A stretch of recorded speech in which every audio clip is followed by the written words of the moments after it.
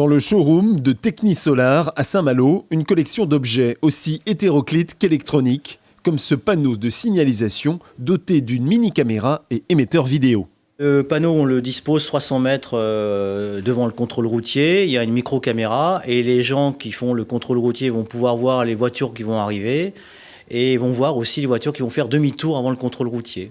Dans la même veine, cette mini-caméra espion portable ou une mini-caméra discrète camouflée.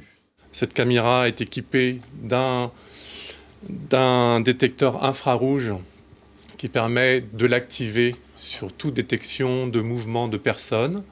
Et ensuite, un flash à base d'infrarouge invisible qui permet de prendre des images de nuit. Sans oublier la caméra thermique. Elle permet de voir à quelques centaines de mètres ou à quelques mètres un être humain dans le noir par le rayonnement thermique. Pratiquement invisible, incrusté dans cette vitre, l'une des inventions maison, le détecteur de pluie, brevet vendu dans les années 90 à General Motors. Ce capteur permet en fin de compte de détecter toute la pluie qui arrive sur le pare-brise et faire marcher les essuie-glaces.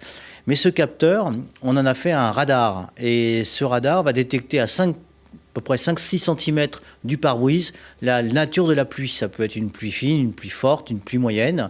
Et à ce moment-là, on va donc faire marcher les essuie-glaces vitesse 1, vitesse 2 ou vitesse 3. Voici le dernier prototype Technisolar, un double dispositif électronique pour éloigner les requins autour des baigneurs ou des surfeurs. On va envoyer une fréquence électrique dans l'eau qui va être court-circuitée par le sel marin. Cette fréquence va provoquer un générateur de parasites et qui va être une forme de diélectrique. Et cette diélectrique va considérablement gêner les capteurs sensoriels du requin. Le deuxième système est optique. Il est doté d'une lentille qui détecte les ultraviolets lorsque le soleil se lève le matin. Il sait exactement lorsque le soleil se lève et il se couche. Et là, il va donc adapter ses yeux par rapport à l'ultraviolet reçu dans l'eau. Et c'est là où je vais l'attaquer avec des ultraviolets pulsés au laser.